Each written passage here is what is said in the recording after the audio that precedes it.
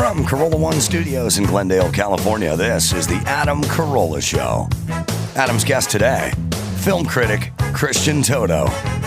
With Gina Grad on news, Bald Brian on sound effects, and another round of March Madness.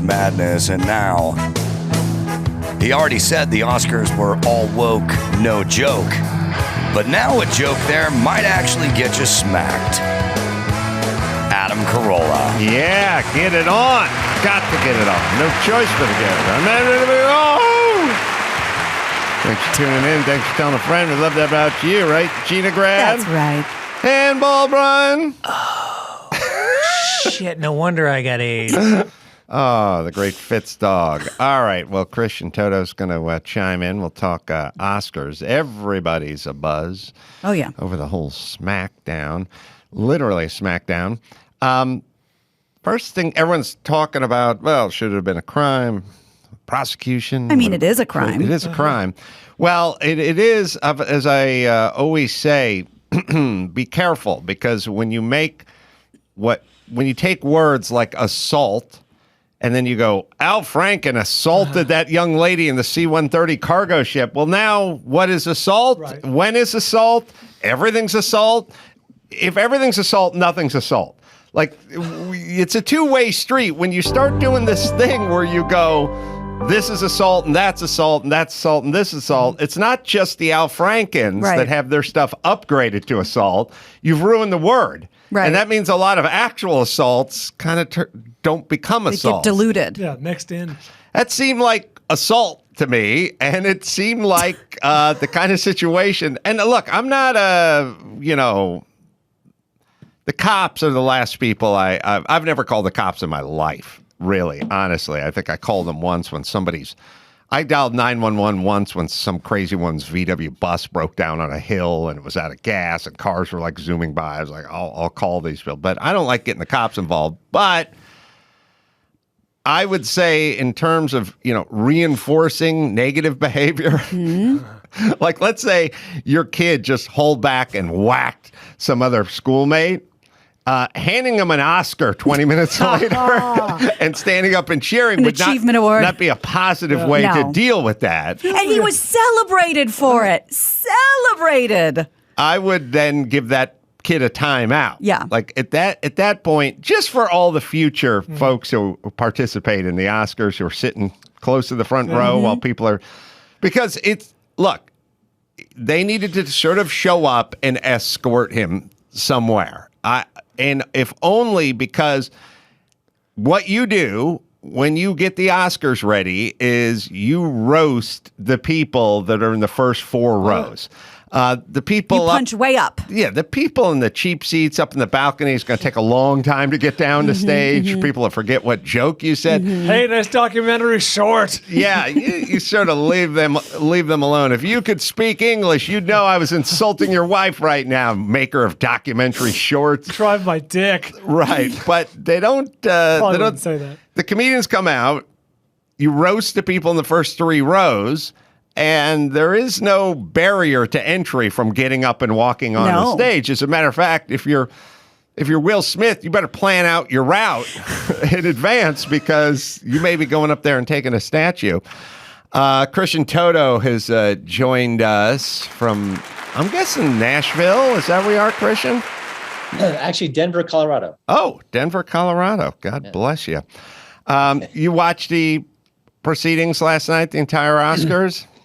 Just the first 6 hours, yeah. Yeah.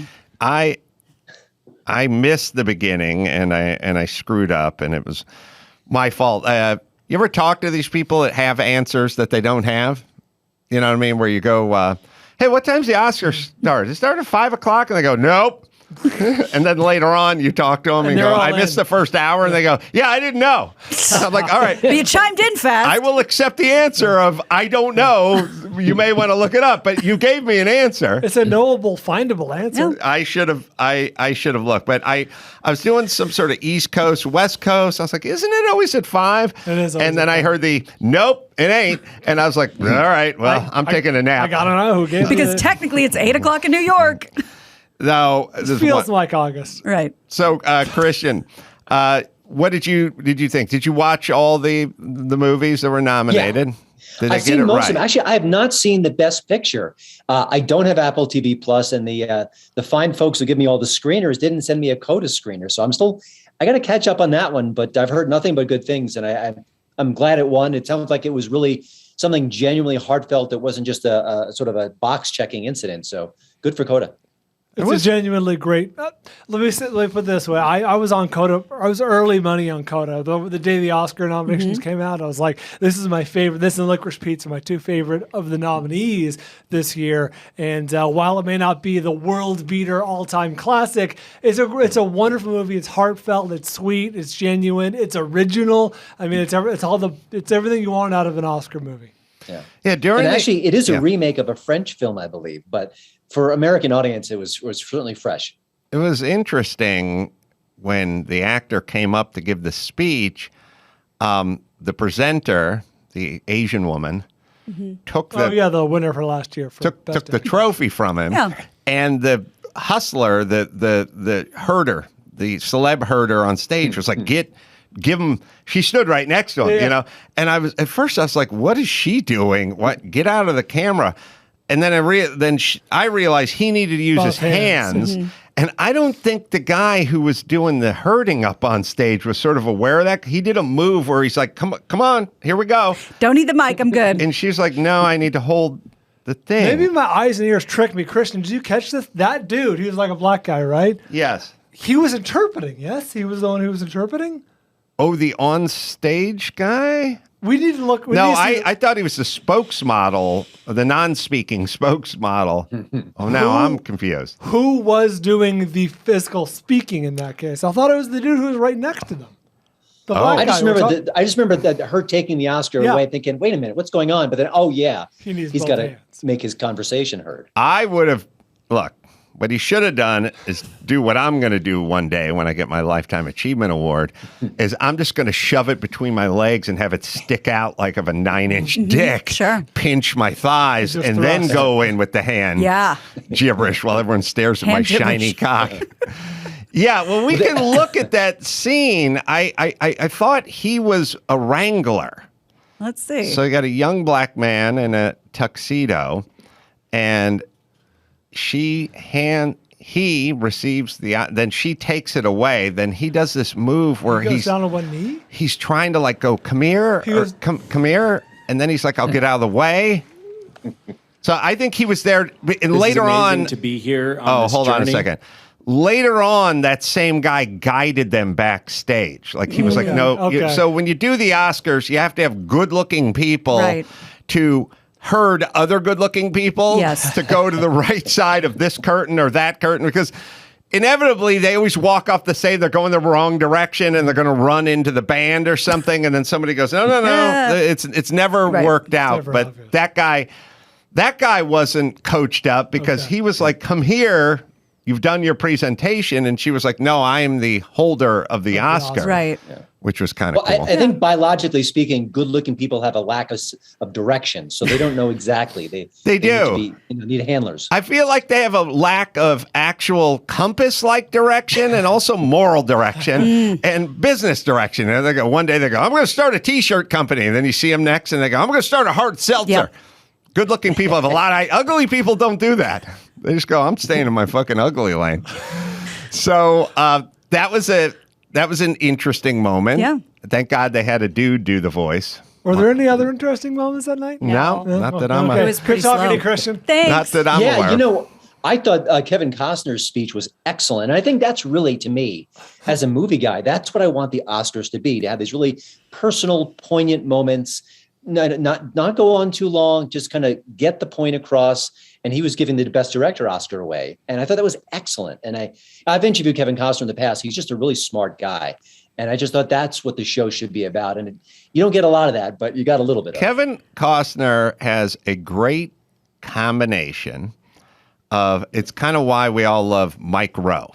He's got some down, homespun, aw shucks to him. Yeah. Some some sense, Yeah. some street savvy, some, grow up on a farm, you know how to handle yourself, whatever, mixed with this really high intellect that gets lost sometimes and is all shucks. I want to make a Western Right. kind of thing. That's That's the Statesman like.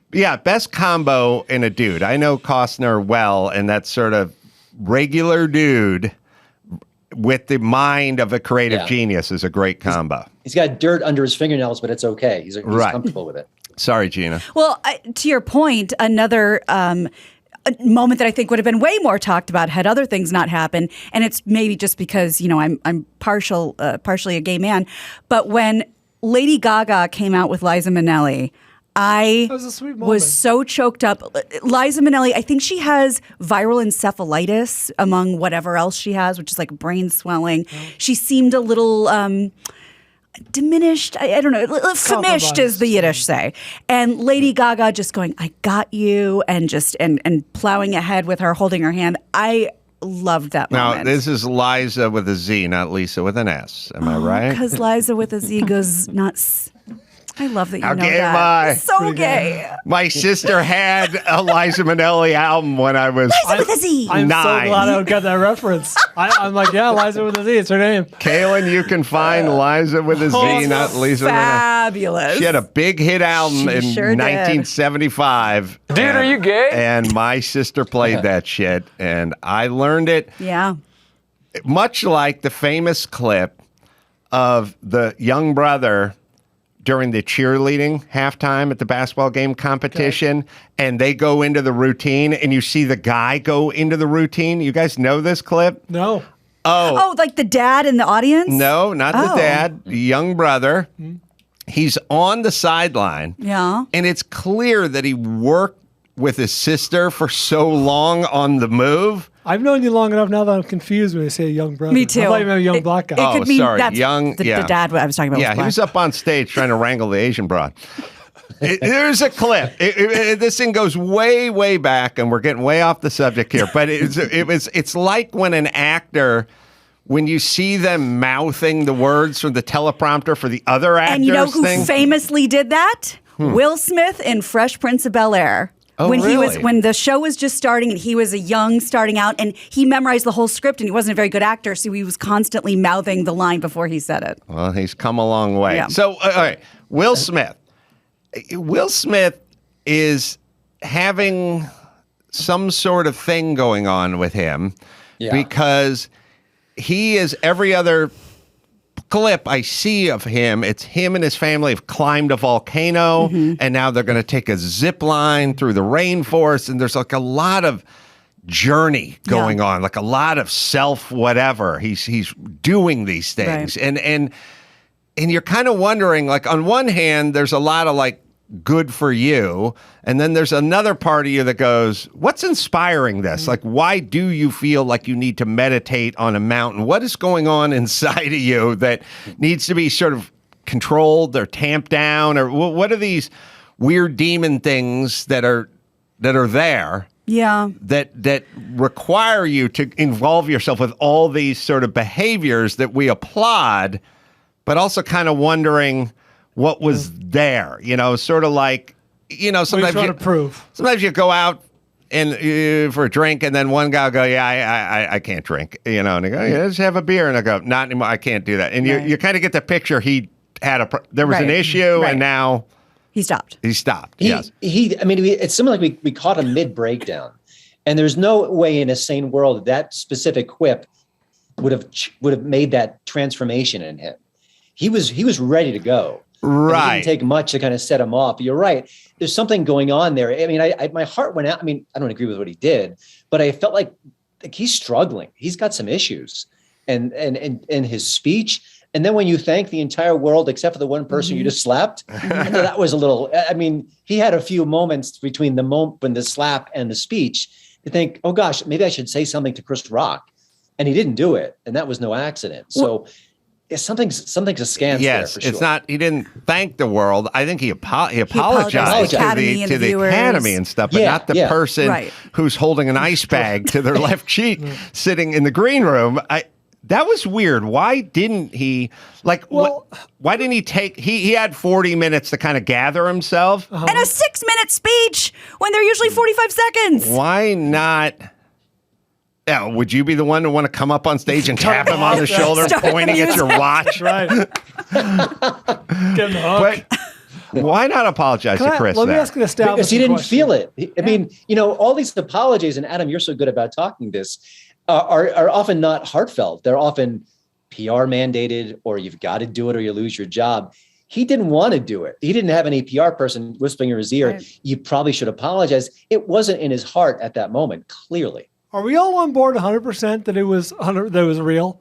Yes, yeah. I am. I've heard the naysayers, but I feel it's real. Chris Rock was so disoriented after that. I don't know why he would agree to it, but maybe I'm naive. Yeah.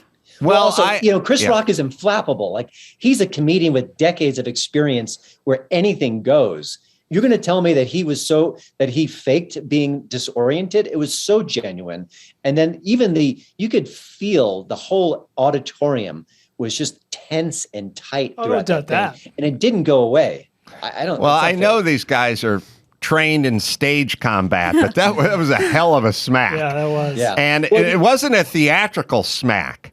You know what I mean? Like, if you make a boxing movie, a lot of overhand rights and overhand lefts, but real boxers punch straight. That's part of their training. That wasn't a big theatrical overhand. That was just whap. I mean, it happened fast. Okay, well, that leads to my point, which I think Christian was kind of getting at, which was the joke, and I even hesitate to call it a joke. Yeah. It was more of a comparison to an iconic character. It was a nothing. It was a 2.5. Not only that, but what was Will Smith's involuntary knee-jerk reaction? He laughed. Yeah. And she rolled her eyes. Something happened in the 3 seconds when the camera was back on Chris Rock that we didn't see. Yeah. And also, Will Smith has done, I'm sure, 1 million fight scenes in movies. And I'm sure he has enough training to know how to throw a punch, how to fake a punch, and how to just glance a punch. Because I think that's what he said. I think in his brain, the last minute, he thinks, I can't clock Chris Rock in front of the millions of people, but I want to send a message and still do what I want to do. I think that's what happened. Yeah, and it's interesting. She's interesting because she seems to have a lot of pride and not much of a sense of humor. And fair. I wouldn't want to say Will Smith is pussy slapped, but I think she has a certain dominion over him. Yeah. And that look was enough. That was a take him out. Yeah. It's a mafia type. And like Christian was alluding to before, if this all is 100% real and this is Will Smith, this is a natural reaction, this is not a well man. This is not a man who is well in a good place. No, it was a poor decision on literally the biggest stage. Yeah. I agree. And as far as was it staged, I've said this before in other situations. I would have, if it was staged, I think Chris Rock would have had a different reaction to it. He was trying as hard as he could to, he reminded me of a UFC fighter got knocked out who tried like hell to get back on his feet and get his hands. Like, he was trying to get himself scrambled and processed and back to the prompter and whatever. And he did a great job. And, all tip of the cap to Chris Rock. And it was amazing how first off, Will Smith's a big dude and he took a big swing at him, and he didn't. His reaction wasn't like, I'll sue your ass, or this is fucked up, or I want him arrested. Like, he got right back to the prompter. Yeah, my take last night, because we had a little text thread going about this, and the question was, is he going to sue? And I said, Chris Rock would probably think that suing him is the biggest bitch move on the planet. He would come across weak if he pressed charges. Yeah. Also, the show itself is really not exciting. It's not dramatic. It's not entertaining. Do you think that the producers had this miracle moment? What if we had Will Smith slug Chris Rock in the middle of his show? They're not even that inventive to come up with that kind of plan. Well, also, why would Will Smith agree to it? Yeah. Because now he looks like a fucking madman. Yeah. You know what I mean? The room, yes. And I do agree with Brian. I think they would have come up with a joke that had a little more teeth on it versus the G.I. Jane joke. Yeah. But Maybe they would have like a full cinematic duel. Yeah. You know, this was very The uncomfortable. G.I. Jane thing, or just like a reference. Like, Right. oh, you look like an iconic character that everyone Yeah, knows. Demi Moore in her prime. I should be so lucky that somebody calls me that. I think that maybe Rock is in the catbird seat for the next Oscar hosting job. I thought that when he came out. I'm like, Yeah. oh, this is Chris Rock, warming up for next year. Not warming up literally, but like, softening the. Yeah. Did you all sense the fact that I feel like as soon as Rock hit the stage, there was an energy, like he just brought something vital to him that was lacking in the rest of the show. I'm like, oh, that's exciting. Let's see what he has to say. And then, of Well, course, we did. Well, that's why you want Chris Rock doing that, in that yeah. others are funny. Like I saw Amy Schumer's 4.5-minute monologue, very Great. funny, very nailed it, a lot of laughs, got it, fine.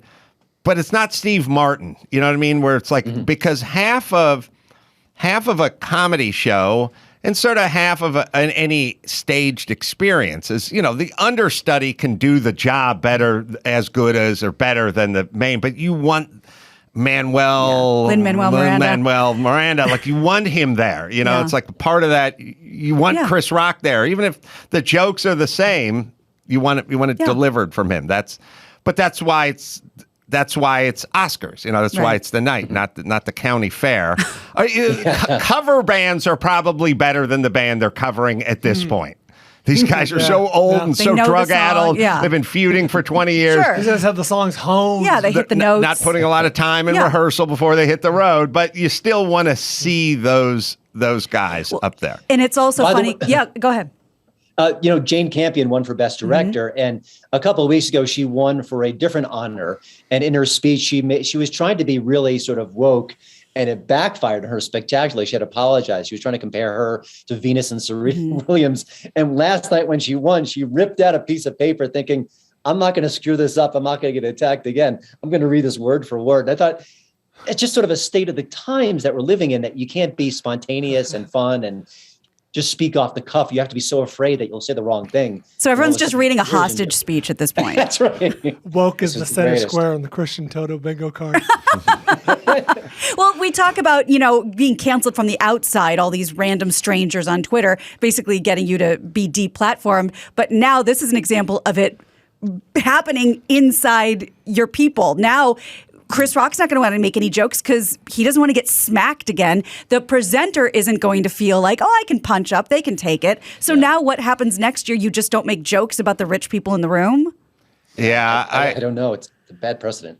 I think, well, It's happened once in 94 years. I feel good about the next 94. yeah. Yeah, but that's not how we roll. That's true. It's trending. Yeah. Well, maybe we should get like just 80 feet of that fence that's around the Capitol.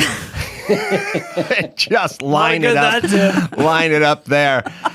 Or, I mean, obviously a woman host would not have been slapped. I don't think I know Yeah. he wouldn't have put his hands on Amy Schumer. Aren't you just glad it wasn't a racial issue? Oh, God, thank God it wasn't Woody Harrelson up there doing that, or whoever. Billy Crystal. Billy Crystal. Oh. Don't slap Billy Crystal. Would have broken it. Oh, man, he would have slapped the Just for Men right out of his hair.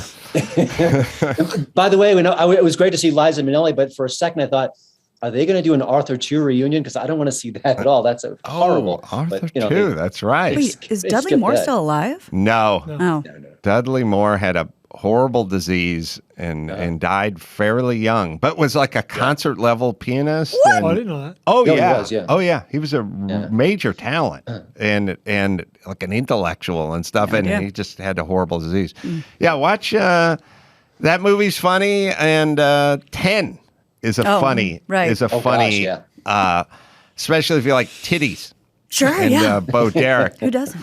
So By the way, did you Yeah. all notice that when they brought on John Travolta for Pulp Fiction, which was a fun moment, although I don't know why we're celebrating a 28th I anniversary, thought it the seems like an same odd number. thing. But he starts dancing. He's doing his Pulp Fiction move. I'm thinking, great, I want to see that. The camera cut away instantly to some bland reaction shots. I'm thinking, who is directing this presentation? Go show John Travolta dancing. That's why we're all here. Did it feel to me like there was some wokeism in there, but it felt overall like a course correction. Like we're going to go back to It the felt, sort of it felt classic in a lot of ways. pomp and circumstance and numbers and tributes and recognizable faces and like 28th anniversary of Pulp Fiction Awards and The Godfather and like we're going to wrestle it away from whatever the like a food analogy would be. We're not putting any more fucking pine nuts on this pizza. People like pepperoni. Right. We need to bring that back. And yeah, there's going to be a couple of pine nuts scattered around. We can't control that. But we're going back to the basic menu. We got to win this audience back. We have to course correct. Did it feel that way to everyone? A little bit. Christian, you weigh in here and tell me what you think. I thought the show overall was good, but a little clunky. Like they took a couple years off and they're getting back to the pomp and circumstance, like Adam said. But there were moments where it was like, it's a curious decision. Well, I think the Bond medley was pretty solid. It was great music with Paul McCartney. And I thought even the In Memoriam, where you had these certain actors who come out and give a direct testimonial to the people who passed, I thought that was a gamble that worked. So I appreciate them trying something new, but also there are just, if you've got a show that goes over 3 hours, I don't know how much wiggle room you have. You've got to get the show under that gargantuan running time, and they missed by a mile. Well, you reminded me when you brought up the In Memoriam thing, which is something I like, which is in the past, it'd be like some Betty White type who'd been in the business for 70 years, and then the other guy who was the assistant editor on Titanic, and they both just got a 3-second shot of their head, and I'm like, I've never heard of this guy. He was a publicist, and he quit in the mid-70s, and I finally died at 92. Like, why is he sharing screen time? Kirk Douglas. Yeah, go give the people that earned it a little bit more. Give them a little bit more up the Sidney Poitier, give him a little more. Yeah. Why? Or he gets the same 3 seconds. The guy you've never heard of. Totally. Gets. In addition to that, that was a change that I liked, which was they took In Memoriam from a very sad dirge and made it kind of a celebration of life, which I enjoyed the change of pace. Yeah, I agree. Were there people left out? Yaphet Kotto. Bob Saget, I think, maybe. But for film, Less known for film. But Dirty. He did dirty work. Come on now. He it's true. directed. Yeah, I love that movie. Was Yaphet Kotto not? I make a little bit out of it on the Film Vault about who's going to get left out in this year. That's It was right. Norm Macdonald and who wasn't really known as a huge film actor, and Yaphet Kotto died last year. And Yaphet Kotto, he's done a lot of see him. stuff. Midnight Run, right? very recognizable Alien. actor, wasn't he? Right. Bond? Was he? He was in the Oh Bond? yeah, no, he had a long career, so that's a big. Listen, every year they forget someone, they upset some people. That's as much of a tradition as the Oscars itself. It's weird that with all the prep, that there's not a better tally kept. Like, how does Yaphet Kotto slip through the cracks, or is it a decision? Like It's gotta be. We are not going to recognize him. They must start the list in January, you know what I mean, and just pour over it, and didn't make the cut for whatever reason. So Kotto wasn't a surprise, right? Well, it sort of had late Belfast momentum. was a favorite. Who was the favorite? I thought Power of the Dog was sort of the favorite. Power of for the you. Dog was that the So Vegas Sam Elliott took betting? it down. Vegas betting. I follow the odds pretty closely, and when the odds came out, Coda was a long shot at somewhere around 20-1, and Power of the Dog was a big favorite. Not big, but minus 300 or whatever. And as the awards went, specifically the PGA Awards and the SAG Awards, when Coda pulled off both of those towards the end of award season, it had pulled even with Power of the Dog, and it edged it by a little bit come Oscar time. So it was a slight favorite come the day of the awards. Here's a question for everyone there. So Amy Schumer did a thing about the seat fillers, and they were kind of poking fun at Kirsten Dunst. And her husband, Jesse Plemons, looked like he was doing a Will Smith part 2, like he was angry. Did you think that was acting? Because it felt a little genuine and a little uneasy to me. That felt 100% acting to me, because if you're going to work, if you're going to do a bit with people in the audience, you're going to work that out ahead of time. Yeah, well, Clemens is so good, but I thought he would have oversold it just a little bit to let us know it was sort of an overreaction. But I don't know. I didn't see that part. I didn't see that part either. I will say this, when people act act versus actions. You know, like Will Smith laughed, then he looked at Jada, then he gave the looked go-ahead. back at Chris, and he didn't shake his fist. And he didn't do anything. He just got up and he started walking. Yeah. And when he was walking, his hands weren't flying. He wasn't saying anything. Man on mission. You know, look, when I don't know. It's like somebody walking toward you with purpose and not saying anything is much more dangerous than walking toward you with purpose and go, what the fuck is your problem, dude? Yeah. Like, that probably means nothing's going to happen because that person's going to stop and they're going to keep talking and they're talking about, I wrestled in high school, bro. But when they're just walking at you with purpose, Terrifying. that means the hands are so. And Chris Rock stood his ground to his Yeah. credit. He never flinch. flinched. He never imagined in a million years that Will Smith was going to take a shot at him. He was stone cold, ready just to have a conversation, and then bam. Yeah. Or Will was going to do something comedic, grab Right. the mic. Yes, and, yeah. Yeah. He almost had his hands behind his back. I mean, there's by his side and then sort of clasped behind his back. I mean, they are behind his back, I think. He even called him Richard. He's like, oh, Richard, you know, from the movie. Jesus Christ. Yeah, listen, I hate to say it, but this is why we need snipers. I'm sorry. It may sound like overreaction, but It does feel like an overreaction. At least I'll be a honest. tranquilizer dart. well, I mean, Oh, yeah, like for the lion tamers. I mean, He don't went- kill the guy. Chris, Will Smith went full. Remember that pro wrestler and John Stossel? Yeah, Back yeah, in the yeah. day, yeah. he just went like, "You think this is phony?" And he just open-handed, but he burst his eardrum. Was it like That was- Dusty Rhodes or someone? You or can bust somebody. You can hurt somebody he if you full on like if fucked you him up. cup your hand and smash it on their ear Box their that ear, way, yeah. and you blow their eardrum out. And also, in a world where people are full of frivolous lawsuits where they go, you know, I'm scared now because I got rear-ended on the 101. I can never drive again. I go, shut the fuck up, get in the car. But you can make an argument for Chris not wanting to get up there and tell Yeah. jokes at other people's expenses. No more open mics for Chris. That's right. right. I think for the next Oscars, they should start with Will Smith being wheeled out like Hannibal Lecter. Oh, that's with a funny. mask on That's his very face. funny. If they had any sense, he'd be the next host. It'd be the best thing to happen to the Oscars in 20 years. No. So here's the question. I guess Chris Rock could press charges Yes. if he wanted, but if he doesn't press charges, then what is the law? And I have no idea. I'll ask Mark Garagos next time I see him, but I please. mean, and then should the Oscars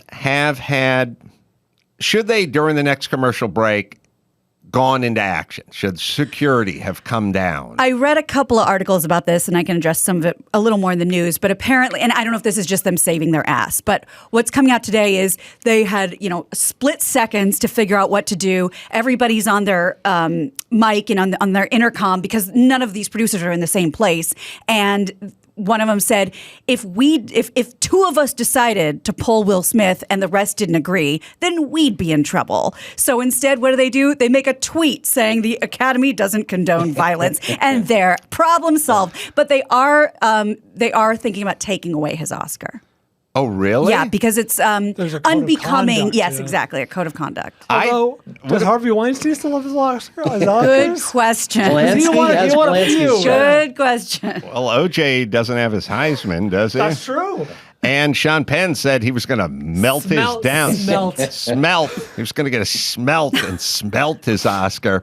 And look, the best of all worlds would have been if Will Smith was escorted out of the building, then won, and then Chris Rock accepted on his behalf.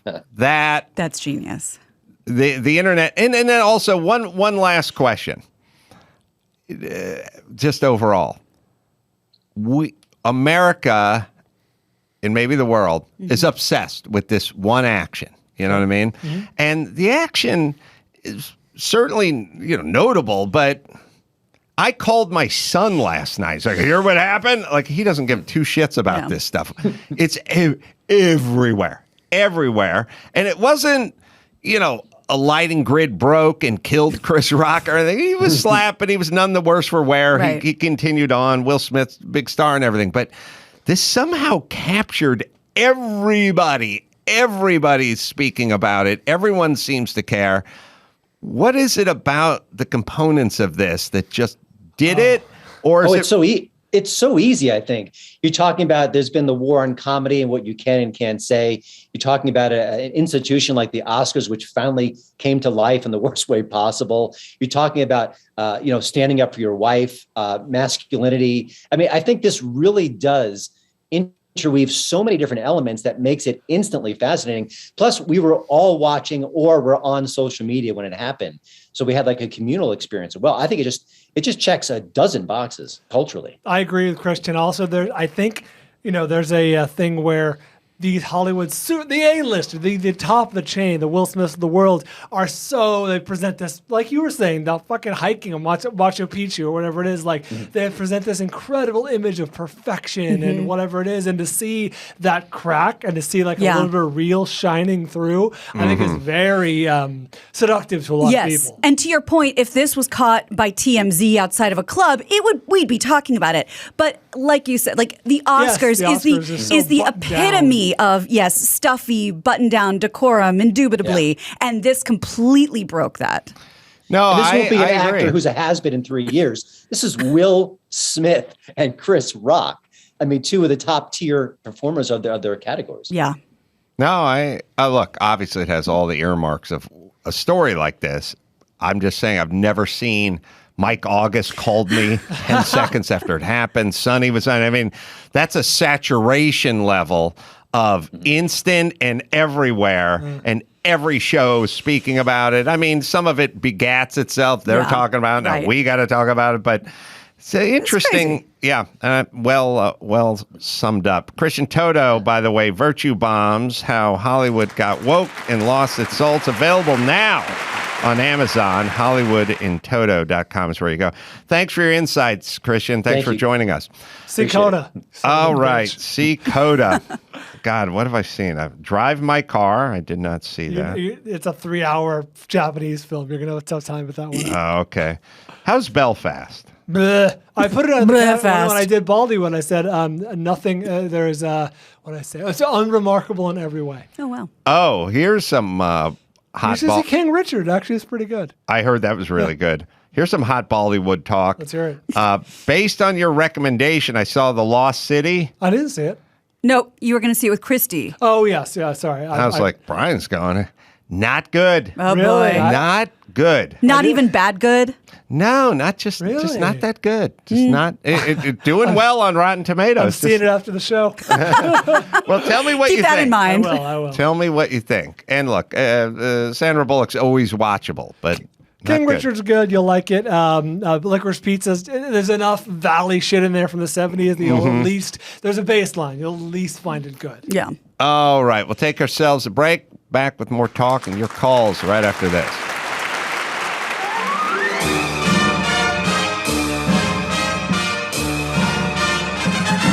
It's time for Nicaraguan Name That Movie with Adam's buddy Oswaldo. See if you can guess which movie this famous line is from. You're gonna do something or you staying directly. If you said Tombstone, You gonna do something or just stand there and bleed? you're correct. Now, back to the show. Wow. I didn't get that at Ozzy first time around. Although that reminds me, one of my favorite lines in Tombstone sounds like something that could be in gay porn when he says he's going to skin that smoke wagon. A line that I love. Yeah, great film.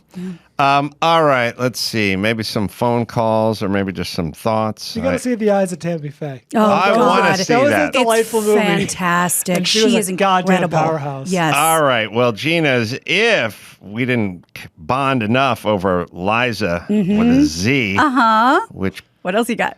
can you find that song? It's out there. It's pop. If it was but popular. that clip of the kid doing the cheerleading routine with his sister out on half court. That goes That's Bob Saget, old school. Oh wow. Bloops and blunders and that's videos. Charlie bit my finger. Thing that thing was beta, 1987 or whatever. But it was still. I don't know. It makes me laugh. It's really viral. Yeah. Two things. So I have made a New Year's resolution to try new things.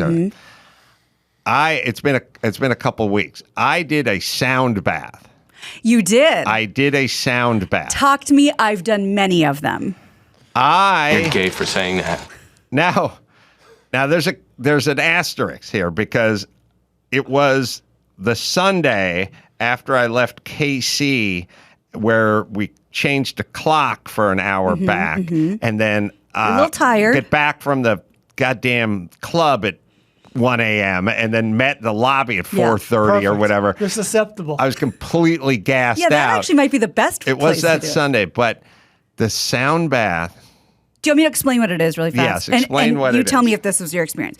So, in general, it's and it depends what environment you're in. I've only ever done it in a dome, but you could do it outside. You could do it in a room, whatever. But in a dome, the noise will reverberate.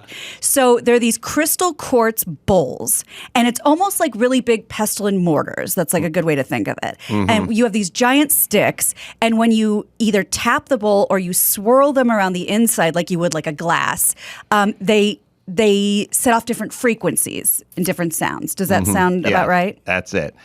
And you just lay on your back. You can do it at home. This lady came to my home. Oh, excuse me. And They even have CDs of it. I just laid there, and I'd never been more relaxed in my life. Awesome. Now, the thing is you get a nice relaxation when you get a massage, and I have fallen asleep during massages. I've been very relaxed during massages, but someone is needing you. They're poking at you. You're aware of their presence. At some point, they're like, how's the pressure? And you're like, oh, yeah, good. Right. And there's interaction there. No hands shall be placed upon you. You just lay there on your back. And a sense of, now, I hesitate to say sense of calm, because it's not really calm, because calm feels active. Like, I'm trying to calm down. Calm down. Take a shot of brandy and calm yourself. This isn't that. This is you just turning into nothing. How about emotional weightlessness? Yes. You just lay there. Great Rolling Stones album. And nothing. And it's just nothing. Yeah. And you can go. I've been in the sensory deprivation tanks a few times, got my fair share of massages, and you can relax. But you're still kind of every once in a while you bonk into the edge of the tank, and you kind of, this party is kind of, when's my time up, or what time is it, or something. I mean, you can get 75% of the way there. This was all the way. How long was it? Like an hour? It's like an hour, except for they could have done it for 12 minutes and then went, well, there you go. Yeah. Pay up. And I would have gone, oh my God, it felt like, I don't know what time it is. Then wait for the customer starts snoring. That's it, an hour. Oh, actually, you do get in trouble for snoring when it's group sound baths. I was not only nudged. That's why you do it in your home. Insanely relaxed. I was relaxed for the next 48 hours. Nice. That's great.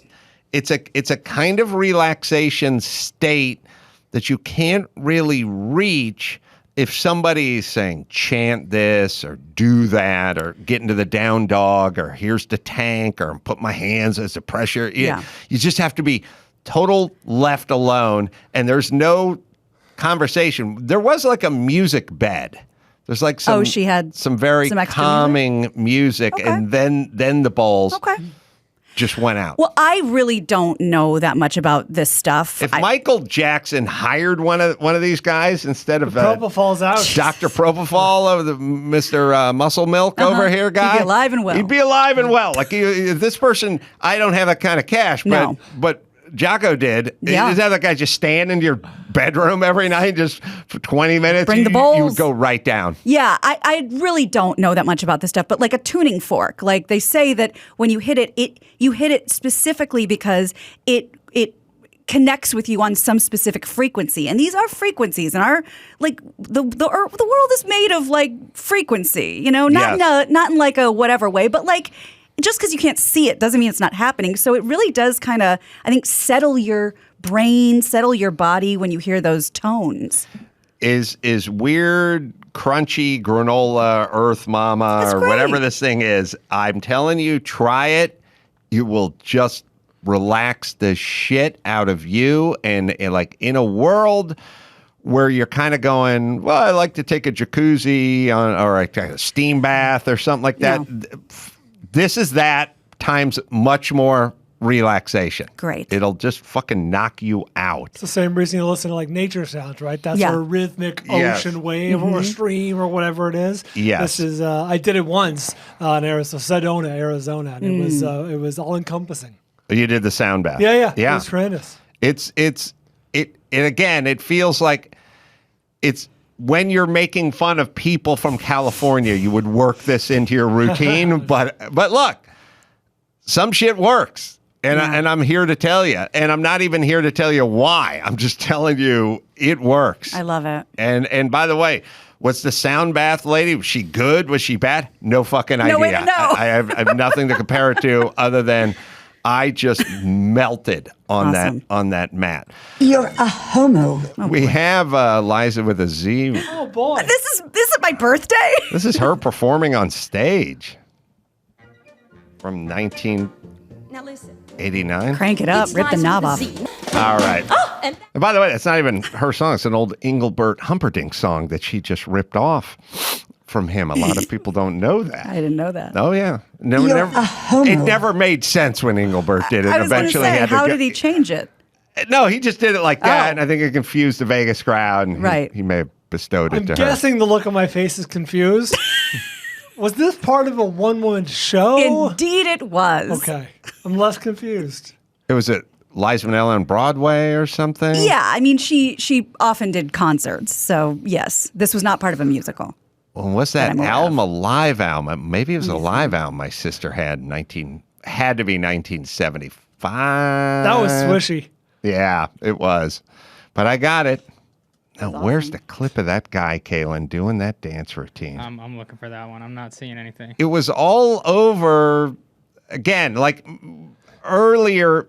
You know, there's a handful of early videos that you'd see in the 80s and that, but it was That are only, clearly videotaped. yeah, and it was only on those Sunday night shows. But that's all I got. And to clarify, I think the name of the musical, for lack of a better word, was Liza with a Z. It wasn't from Liza with a Z in like, that was the name of it. I have many experts I could text right now. What year is that? We'll figure it That out. was a test and I just passed. It had to be 72? 72. That was early. Yeah. All right. Dawson hitting it hard with the stand-up, by the way. Oh, yeah. Mm-hmm. Do tell. Flappers. Do tell, Dawson. Saturday night I did I did a showcase at Flappers in the small room, and I got to do 5 minutes. Was totally nervous for myself and every other single person in that room, but it went good. It went okay. I got a lot of good laughs, but when you're kind of realizing that there are actual very, very, very funny people who do this and take it incredibly seriously, it was a bit more humbling than I expected it to be. Mm-hmm. I went in there. I was nervous as hell, but still ultra confident. And my confidence went a little bit down. Not because of a lack of laughter or anything. It's just you kind of see what the competition. They're not really competition, but what your peers, colleagues and peers are doing. You're like, okay, these people are serious and seriously funny, and there's some very interesting takes on things, and it was a learning experience, and I'm going to keep doing it. It was a ton of fun. I had a bunch of people, fans of the show up. All right. And I got my 5 minute set down, committed to memory. I still forgot one tiny little joke, one little piece. And then when you get off stage and you're like, shit, yeah, I forgot. And it just kind of blows the whole thing out of the water. It's like you missed that one 7 seconds of material, and you're going to beat yourself up the rest of the night for it. Did you do your Five Guys joke? Because that's my favorite. I did not. I did not. I really like that joke. The set was all, I'd say, my opening line is simple, and it gets people to laugh. It's not particularly funny, but I say, I'm Mike, I'm a discovering alcoholic. Nice. And people laugh. And then, I did the bit about Los Angeles city names being a telenovela. Yeah. And then the Orange County city names, how they just pointed out shit that they orange. Write that down. And then, well, don't burn. I'm not going here, to. Dawson. I'm not going to. But there's a lot of room to grow, and it's exciting. Well, that's the question then. So, what is the plan, and is there a plan, or is the plan just getting better at this thing that's very challenging? The plan is to keep getting better at it and just do it. Just damn the torpedoes. Just anytime, anywhere, hit as many open mics as I can. Just try to get up on stage and develop.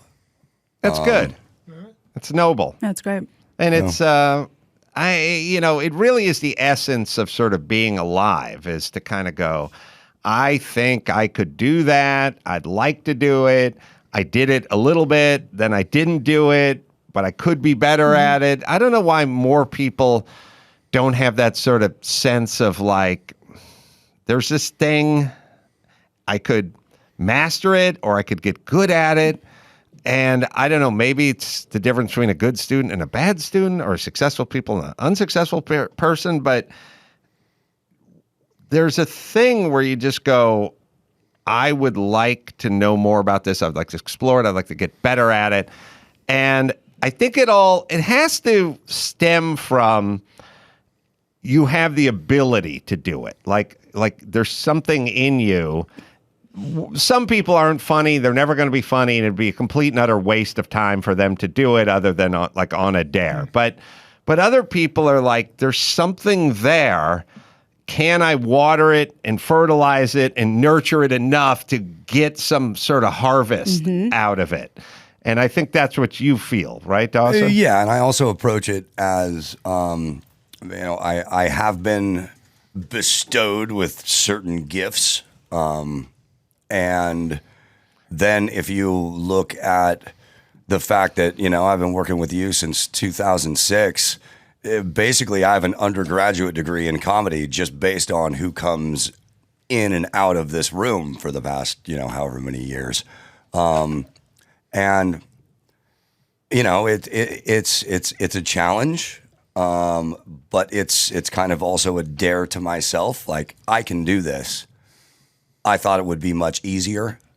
Little too confident, but I still believe I can do this, and I'm still going to go out there and develop and try, because. So do you go back? You go back to Flappers? I plan on contacting them this week. I'm sure. Well, not sure, but I imagine they're going to reach out to me again, because it didn't suck. There were some great laughs, and it was natural. It was memorized. Don't walk up there with notes. And the rules at Flappers, their number one rule is don't be a dick. And so I'm going to get booked again because I'm not a dick. Play like a champion today.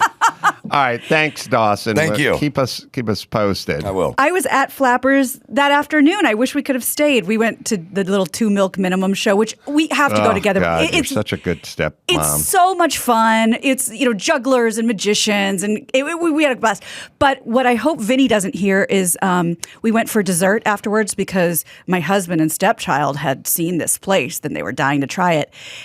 You know how you scoop ice cream and you scoop it and you put it in a cup and you put toppings on it and you hand it to somebody? That's this, except there's no ice cream. It's cookie dough. Holy crap. In a giant scoop in a cup, and they hand it to you. Yeah. So that was rough. Wow. Yeah. Did you participate? I tasted it. It was so sweet. Nothing wrong with it. If you love cookie dough, that's your place. Too sweet for me. I did take it home so I could throw it in the air fryer and make a proper cookie. Oh, nice. Yeah. Air fryer. And I wasn't a big fan of cookie dough. We may. I don't love it. I don't need it. I wonder if it just harkens back to everyone's best memory of being 9, which is getting able to lick the spatula, and now that's all seared in our heads. Could be in there, all right, we may have the kid dancing. Oh shit!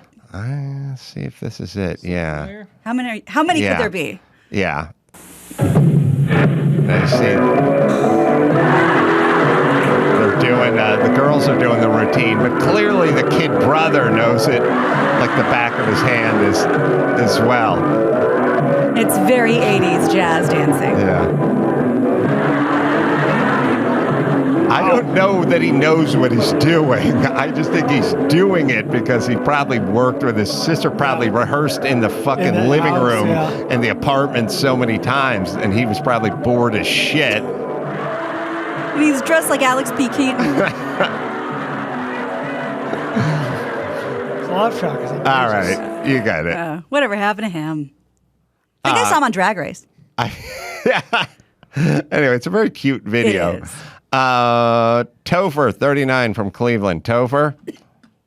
Hey, Adam, how's it going? Hi, guy. What's going on? What's going on? Not too much. I don't have too much time, but I had a complete what I felt like was Adam Carolla moment about a week or so ago with your whole we need to change up how we write push and pull on doors, that they can't start with the same letter. They're too similar. And this was, so I make my morning coffee a little while ago, and I bust out a new carton of creamer, and it's one of the old school ones where you kind of have to fold the one side over itself or whatever. Right. And I look, and it says, open, so I go to open it, and I'm not able to get it to, and it's not working. I basically eviscerate the top of it, because I look, and it literally says, open other side of carton. No, that's not fair. Yeah. Is that here's where I thought you're going, and we need a bigger one of these too.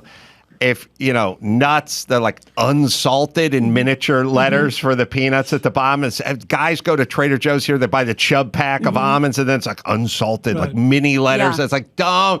If you're not going to roast something or salt something, or it's going to be jalapeno flavored or something, I need it big and fucking bold. That's the name of the company, Unsalted. Right. Because the difference between an unsalted peanut and a salted roasted peanut is the difference between enjoying it and not fucking enjoying it. Yes, I've been burned on that thing too. That's not fair. Open other side. Yeah. It was completely, I'm sitting there thinking, like, what engineering or marketing genius is sitting there putting the directions to open the other side with nothing on the other side? So anyway, just complete, Adam Carolla frustration, which I thought you could empathize with and appreciate. Let me float this. I would be much more into, thanks, Topher. I'm much more into symbols than I am into verbiage. You know what I mean? Like if you go through Europe, we have a do not walk thing, like painted pedestrian, on the sidewalk or on the street or whatever. They have like symbols. They use more symbols. Other countries, I feel like if there was a push, not pull, or push or pull symbol, if like green just meant push, just go there, and it's a red circle just meant, I would have learned that shit when I was 7 and never forgot it. We've done talking about it. We've never talked. It was just a symbol for everything. We should have had. There should be a symbol for don't open this side, open this side. Or the open this side is just a little green check. That's your side. We don't need to go do not open on. We don't need it. This is the side you open it. That's why they tell patients going in for amputation surgery, don't write on your leg, the good leg, do not amputate. Right. They might just amputate. This is so funny that you bring up symbols because I literally, and I didn't think to bring a picture, but I can explain it. I'm in the market for a bidet because with my surgery, you kind of, for a while, you can't really clean yourself up with the twisting and the turning. That's what Andy's for. Well, that's that's archaic, and I'm not interested. So I'm looking for a really good You're one. not interested. He loves me too much. But they have symbols because it's for women, it's, like front and back. So the front is a picture of a woman, like it's a silhouette of a woman, and the back is a little butt with dots like spraying up into the butt. Mm-hmm. Gina, those dots are going up. It's an Indian crime. Yeah, we were coached up on the symbols. We needed a symbol on the fucking elevator that had the G for ground or garage whatever. Just just a universal hotel elevator symbol for this is the floor you walked in on. Yes. That's where, if you're trying to get back to where you started, this is it. You hit the G, now you're in the wrong parking structure. The only ones who haven't figured out, Vegas. Big button that says casino. Right. Hotel, pool. Right. There's a great joke in Arrested Development about that when Jason Bateman's sending his son down in the elevator. And he goes, and I'm going to hit M for main floor. And then you hear Ron Howard. But what he didn't know is that M stood for morgue. Oh, that's funny. All right, we got March Madness to get into over here. First, there's J.B. Weld, World's Strongest Bond. The brand DIYers and pros have trusted for over 50 years. Use their epoxies, super glues, putty sticks, wraps, whatever. Every project, big and small, any surface, metal, wood, plastic, glass, ceramics. Keep it in your kitchen drawer, toolbox with your crafts in the garage. Also, the proud owner, J.B. Weld is, of Herculiner, the original DIY truck bed liner. So, if you're looking for the world's strongest truck bed liner, Herculiner has you covered. I've always used J.B. Weld. They initially made J.B. Weld. It was like a metal substitute, use it to repair mufflers and stuff like that. But now, super glues and epoxies and everything available at jbweld.com. Home Depot, Lowe's, Walmart, AutoZone, Advanced Auto Parts, O'Reilly, Amazon, Michaels, and more. Proudly made in the U.S. of A. All right, we'll take a break. Got more stuff, including March Madness right after this.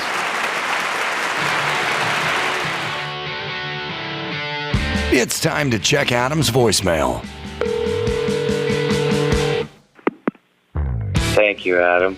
Thank you, sir, so much for finally delivering March Madness. I've been patiently awaiting it for a year now, and it's one of my favorite bits, and god damn, it kicks ass. You better rant on, motherfucker. Rant on and get it on. You can leave us a message at 888-634-1744. All right, we're back with March Madness. And Dawson, he's going to preside over the festivities.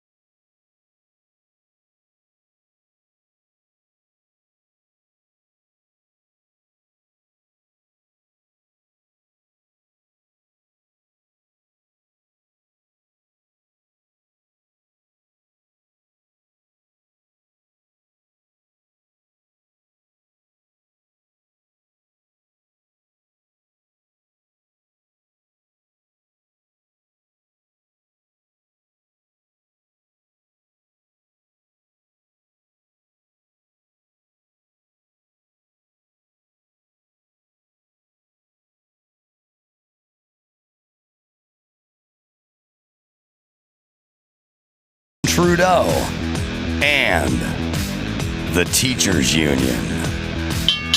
JT, Justin Trudeau. I'd rather have fucking Justin Timberlake run my nation than your fucking lame bracelet wearing ass. I know your dad was prime minister, but just because your fucking dad did it doesn't mean you're qualified to do it. This ain't NASCAR. Nice. Thank you.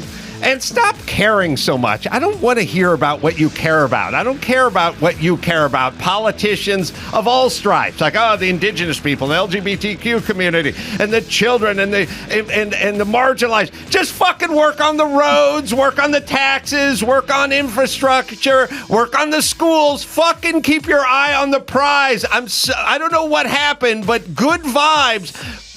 Knock the fucking just basic common sense, pragmatic thinking off the fucking highway, and now we're on some fucking good vibe highway to hell. Get back to fucking basics. Let's get a fucking structural engineer in there and do that job.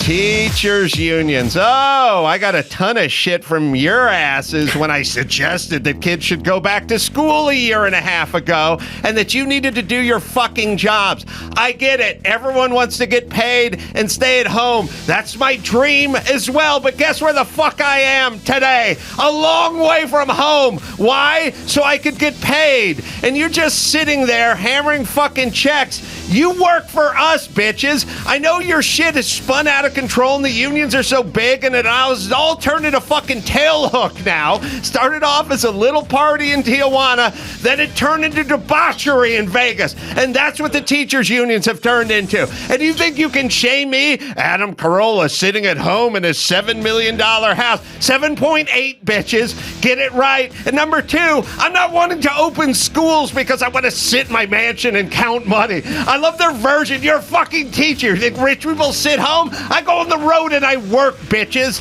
Stop being cowards. Powerful. Had the anger of Will Smith. That's right. I don't know if you're aware, Gina, this is the Bittersweet 16. You That's better right. come to play. Yeah, bring Tell it. you what, one team came to play. And it wasn't Justin Trudeau.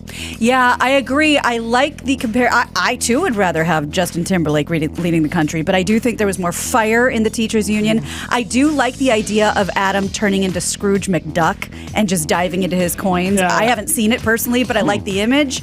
I think you're right. I say we go teachers union. Teachers union it is. Our second contest is from the Pop Culture Conference. Colin Kaepernick versus The Bachelor's Chris Harrison. Kaepernick, what's the problem? Might it be overcompensation? Guess who the angriest man in the world that society was raised by? Is raised by a nice white family. You were adopted by a nice white family. This is all over fucking compensation. Colin, you're angry at your biological dad. The only fucking hate crime was him abandoning you and never knowing you. Because you have all this rage inside, this hurt and rage and anger. And now, who's it being pointed to? Not to your ex-papa. Nope, it's being raged at society. This racist society. This is clear overcompensation. Doesn't take fucking Dr. Freud to figure this one out. And if anything, you should go track down your fucking biological dad and go get drunk with him and leave us the fuck alone. Because this is you bringing your personal horse shit and hurt and spreading it like manure all over society that you're trying to ruin. Chris Harrison, bought off by ABC. His silence, bought by ABC. You know who else buys silence? The mob. La Cosa Nostra! They buy your silence. You're no better than some stooge, some patty that the fucking mob has bought off. We could have solved this. We could have all refused to be silent and stood up like Norma Ray in a factory and been heard. But you took the money and you went home. And here's the problem with you, Chris Harrison. You have no discernible skill set. There is no second act. You don't do anything. You're essentially a mic stand with nice hair. That's essentially what you do. Now, you can't cancel talented people. Have fun canceling Sacha Baron Cohen. Have fun canceling anyone. Have fun canceling me, bitch. You can't do it because I can fucking rant. But you go home and take your ill-gotten gain and your mob money and you count it on your sofa.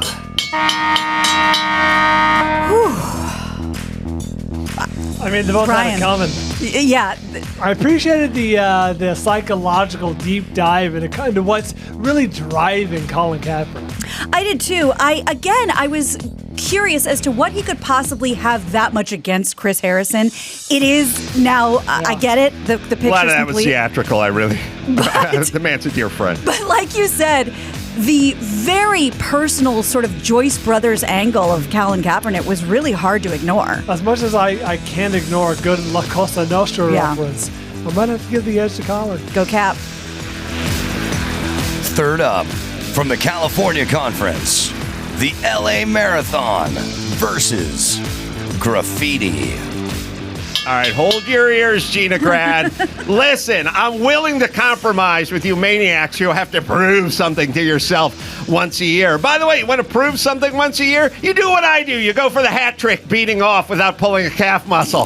That, I've never felt more alive. You want to talk about a challenge? That's much more than shutting down the city while you assholes have to prove something to yourself, circumnavigate it. Now listen, I know I always complain, the wheelchair, they win, and then the Kenyans win.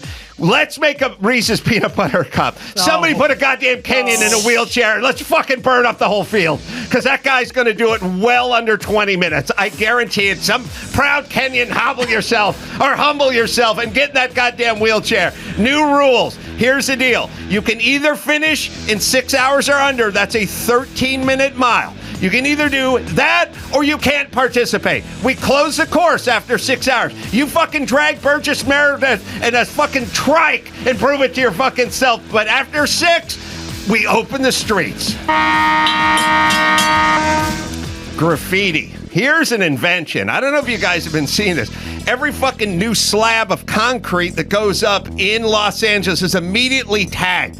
I'm convinced the fucking gangbangers are standing there waiting for the mason to finish off his trowel work and then go, the mason's like, it takes another 20 minutes to set up, then you can go ahead and fucking tag it. And then we try to paint over it. But it's a weird gray shape, and it now just becomes a big box, and you know the graffiti was there. And it fucks me up psychologically. It's like when they beep out the S word. I go, I know what he said. I go, that wall had graffiti on it. We need paint that is not paint, not gray paint. We need concrete paint. We need 3 types. New concrete, 10-year-old concrete, and fucking old concrete. You go down to Home Depot and you get the concrete paint that matches your goddamn concrete. It's not Battleship Gray. It is a color. It is called concrete color. Somebody invent this shit and we'll all laugh to the bank together. A lot of innovation in this round. It is a shame that one of these competitors has to go home. Indeed. You know what I mean? Like, it's when a 1 seed meets a 2 seed. It's like, oh man, this is tough. Yeah, Adam really speaks directly to my heart with the LA Marathon because I have no shame in saying I hate the LA Marathon. I hate that this is something my husband is involved in. I hate that he's a marathon runner all over this great country of ours. So I absolutely agree. If you can't, I'd say you can't do it in sub 5. We open up those streets.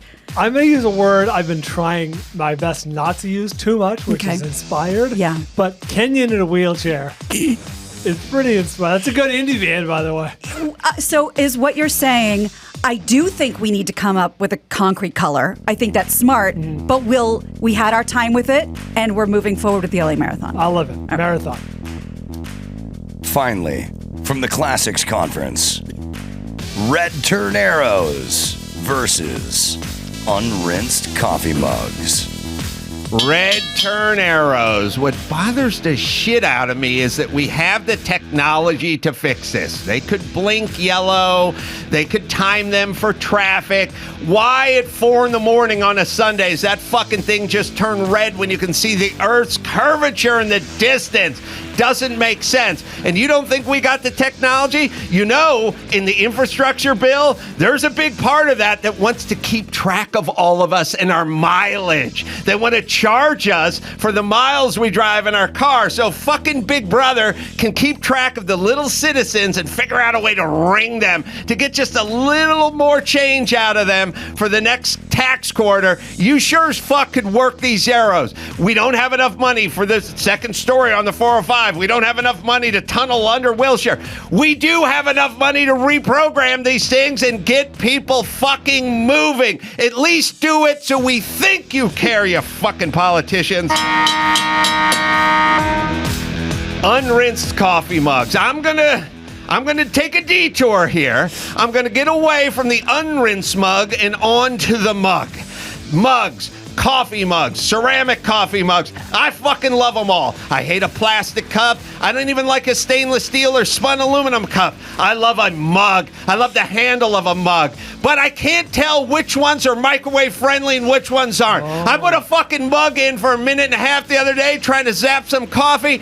The only thing that was heated was the handle. The fucking handle was white hot. The fucking coffee was freezing cold. I need to know this before I make my mug purchase. I need someone to say, they have the left-handed store? We need the fucking microwave mug store. I will hang out there. Or the left-handed microwave mug store with mugs that are left-handed. I haven't done the math on those yet, but I would live in that store. I've been burned by so many fucking mugs. I would like to mug the guy who invented the ceramic that heated up more than the contents of the cup. Bold move there, by the KG veteran. Had to pivot away from the actual rinse coffee mug Detour indeed. into the mugs themselves. Yes. Now, that's a risky move. You open it up, obviously, to a whole new world of rants. What did it cost him? Well, that's the question. I like it. I like the creativity, but sanction? I don't know. No, this is like he drilled out of bounds. Like, you can't do that. Yeah, now the question is are we going to reward him for it or punish him for it? Call me crazy. I like his style. Okay. Reminds me of a young bald bride. Reminds me of a young me. Mugs it is. Mugs it is. Tune in tomorrow for 4 more rounds to determine who goes to the Irate 8 in March Madness. I was supposed to say where he's going to go with round 3. Mugs. Getting mugged. All right. There's the LAPD. I don't know if you guys have sent out some material on not a good idea to wear expensive jewelry. Yeah, it's on us. I do like the not a good idea to drive a fancy car. First off, why live in LA if you can't fucking put a Rolex on and hop in your Lambo? This is to not get robbed? Yes. It's every man for himself. They're now just going down. Don't feed the bears. Like, they're just going, don't do it. There's nothing. Oh yeah, putting food in the trash is your fault. Right. Yeah, we can't stop it. So don't do it. Which is like, I mean, I have no problem with it because I'm not. I would say I'm into jewelry, but I'm just. It's not my entire life. You can tuck it into your sweater. Major part of my. Yeah. I don't. I had a psychology professor at a junior college. 30 years ago, he just said, imagine if you're wearing a fake Rolex and you were jogging in the park and you got rolled. You know what I mean? Oh, yeah, and I was like, yeah. And so first off, this is going to kill the fake Rolex business more than it's going to kill the Rolex business, because the fake Rolex people are walking in the shitty neighborhoods and so forth. But it's one of those things. Again, it's my barbed wire on the freeway sign. Like, when you're making these declarations to citizens, like, hey man, eat out in well-lit places and don't drive any fancy cars, and like when a lot of people like leave your house, don't drive back the same way you drove out and stuff like that. This is what Run serpentine to your car. This is when they're going to have the Olympics in Barcelona, and there's a lot of street crime, or Rio, or someplace like Rio or something. Like, they go pack a fake wallet and a fake cell phone. Like, these are third world declarations. We should get this one. This is LA. Well, and have you seen the sorry, I was reading something. The viral video of the smash and grab in Beverly Hills the other day? I did, yeah. And broad daylight on one of the biggest the most popular thoroughfares in the world. And everyone just kind of chills. They said they got like $3 million worth of whatever. And also, who's going to put real stuff in the window anymore? That's over. Yeah. That's got to be over, right? Feels foolish. Yeah. You're asking for trouble. Yeah, they just bashed it in right in the middle of Rodeo, right at lunchtime. Broad daylight. I didn't see that. I was yelling at the TV set because I was watching TMZ, and they're like, why didn't they come at night? And it's like, well, the stuff's not out at night. They bring it in. They don't leave it all night out there. Steve's what they're doing. Yeah. Yep. They sort of found out that we're not really doing anything, and they they basically take whatever we give them. That's kind of that's how thieves work. That's we got footage of it. Yeah, they just went and Luxury Jewelers of Beverly Hills. just mashed. Oh, that's on Beverly. And there's a guy was kind of pushing them or something, but I don't know. I'm guessing the guy with the hoodies are the guys who did it, but what's up? Oh. They just grabbed everything and took off. Some was just 3 minutes. Now look, they're gonna catch them like Lady Gaga's dog nappers or something at some point. But well, because what do you do with it? It's like stolen art. Like you kind of just have to hunker down with it. Yeah, gotta have a good fence. All right. Thanks for that citizen shooting landscapes. Yeah, that's Thank the you. true hero for sure. All right, let's see. We got. I got a thing here. Yeah, a little bit of housekeeping in the middle of the show. Apparently, Vinny wants to know if you want to talk to him about that story today or another day. He went to Star Garden and passed out. He texted me because he listened to the show the other day. We're talking about Star Gardens. He said the only it's a strip club in North Hollywood. Yes, and the only panic attack he's ever had in his life, apparently 1991 at Star Garden, and that's all I know. Still there. Hey, Kaylin, I don't have McGuire's here, by the way. Oh, I'm sorry. I took it off. I meant to cross that off your rundown. Thank you. Nice job. All right, what were we saying? He wants to know if you'd like to hear the story. Apparently he's standing by, or we could do it another day. I'd like to hear why he had a panic attack at Star Garden. Star Garden's, you go there to have a beer and unwind, look at a little punani, but don't know why you'd have a panic attack there. No, unless he saw his girlfriend driving off with a carpenter. And things got a little hairy. I was it probably was 91. 91 when I went to Star Garden and met my girlfriend. Is Vinny on the blower? I think Kaylin's getting him. Oh, Kaylin's getting him. Yeah. Now what the hell was he doing out here? I don't know. And Vinny was always from what I understand, he didn't exactly live in North Hollywood. Like when he came out here, he was in the Stars guest houses and living in the lap of luxury. Looking for conch shells. Exactly. I don't know what would have brought him to the industrial park area of North Hollywood. Yeah, it was a little bit seedy, but a little bit of a dive bar, strip club, not very big. Still there, I guess. Kind of jumbo-y.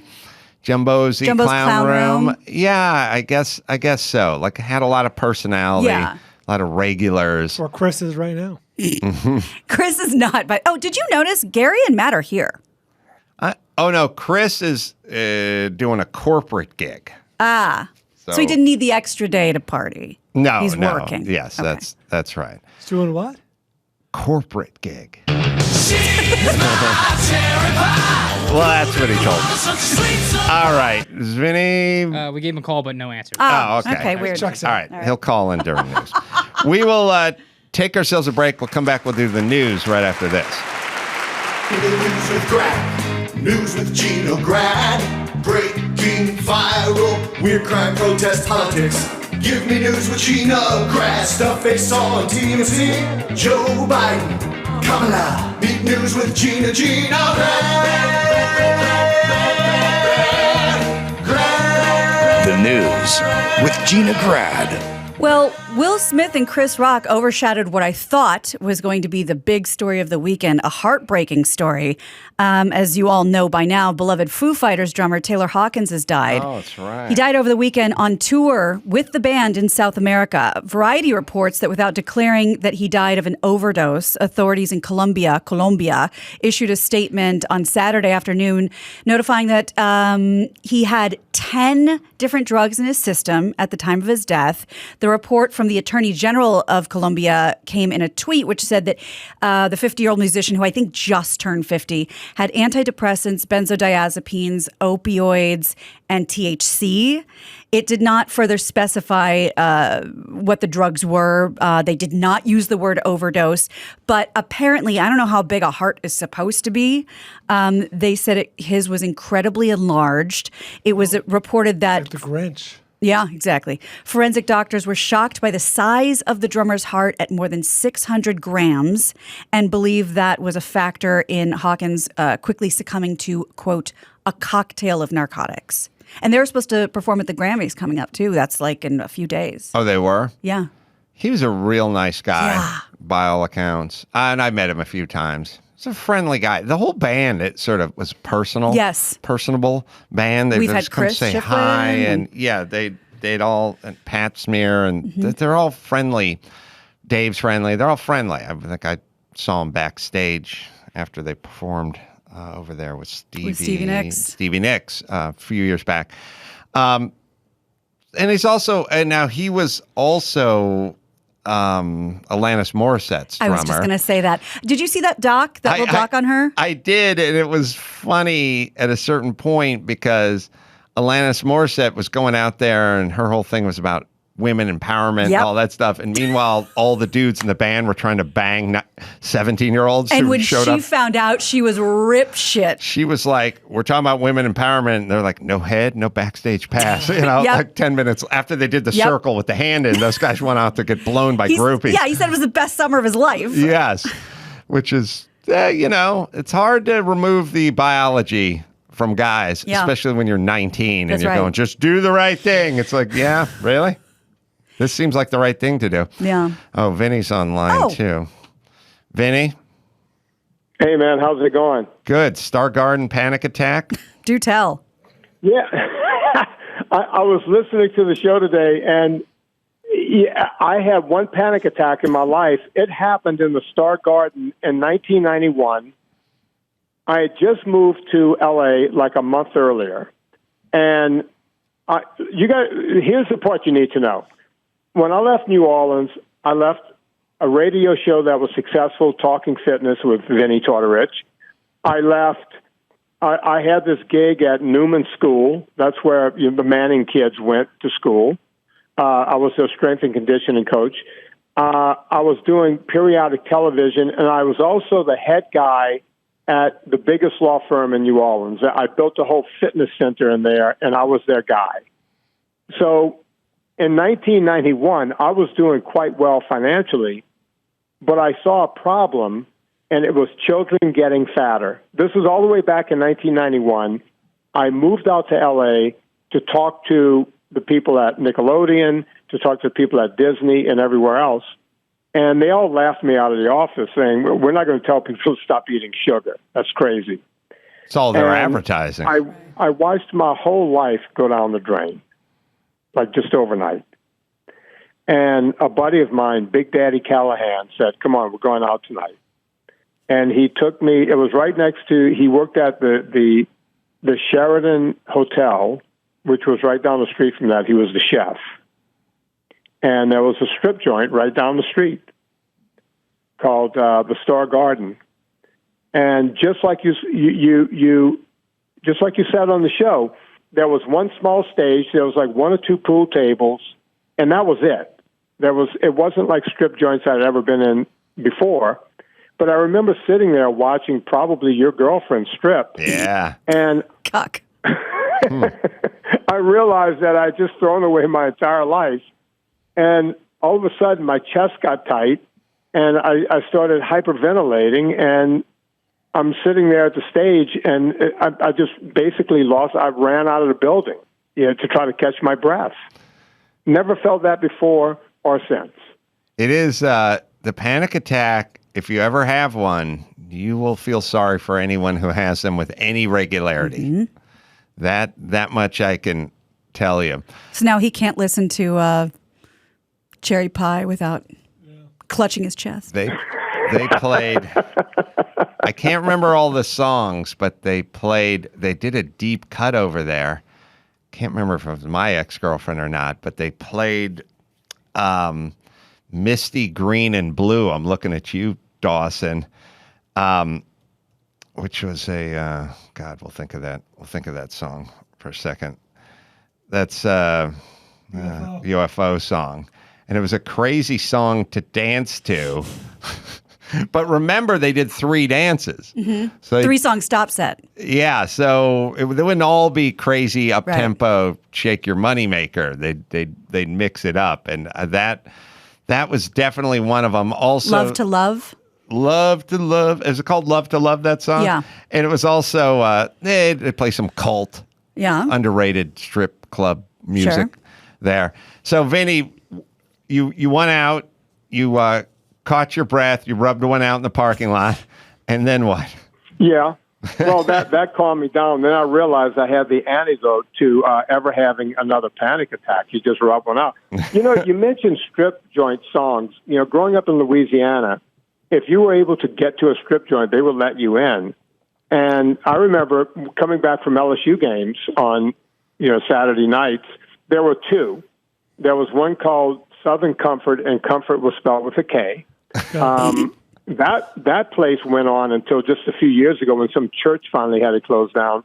It was pretty swanky because they have the champagne room. Yeah. Wow. The other one was called the Whiskey River. And that place, whenever I pulled in there, I would always park my truck backwards because you might have to make a quick exit. Why? It's a rough and tumble place. Strip club music. You haven't lived till you've been to the Unicorn in Tijuana, where they just had a guy playing a dented trumpet, another guy with a 2-piece drum kit, and another guy with a big guitar. And they're old men. And they just sat in the corner. They were up on stage, but off to the sides. That can't be danced to. All fucking live. What's the move for the ladies with the ranchero? They would play everything that all kind of sounded like ranchero. Awesome. This can't exist anymore. I'm sure the union is much too strong and prevented that. ASCAP with their foot down. Yeah.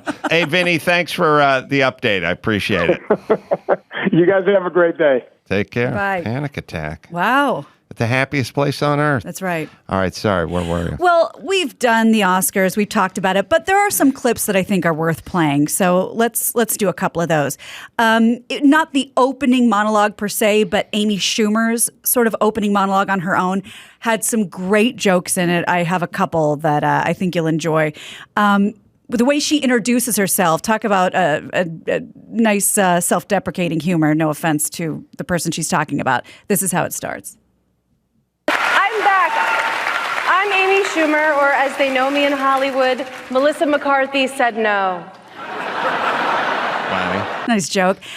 Next, she goes on to talk about women's rights in a way. Inspirational, isn't it? It's just, after years of Hollywood ignoring women's stories, this year we finally got a movie about the incredible Williams sisters' dad. That was a great joke. It's funny. Jada gave him the knowing nod. He That's could right. laugh at that He's one. allowed to laugh at that one. I'm mad at the internet because I missed the opening monologue and I just typed in opening monologue so I could go back and watch it. And Amy Schumer came up. Yeah. I didn't see the other gals. They had a couple jokes, another one like that.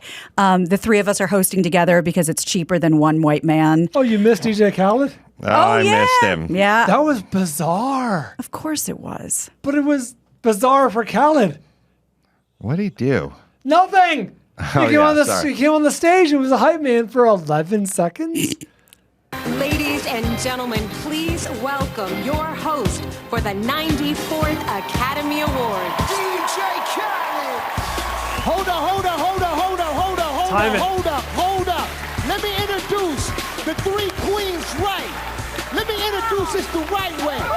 I'm talking about actresses, comedians, moguls, bosses. I'm talking about, y'all, man, the outfits look amazing, man. They didn't believe in us. The Oscars did. You know what I'm saying? Yo, Will Smith, Bad Boys 4, what we doing? You know we the best, right? You know how we do it. Let's go. Make some noise. Come on. Okay. Now he's gone. No, I get. Is that the joke that he doesn't know that they're all making fun of him? That he goes and tries to steal everyone's thunder when they come on stage? I think he's earnest about this. Yeah. But I'm saying, but we get that it's a joke that he doesn't. You know what I mean? Like they've been introduced, they're coming out. He has to stop everything and make it about him. That's a long way to go for a weird joke. I think he's also blowing the lid off his own cover. Like, we're on to you now. I mean, first off, I don't know, 15-second rap, something that rhymed or something that was like, come on, hold up. Look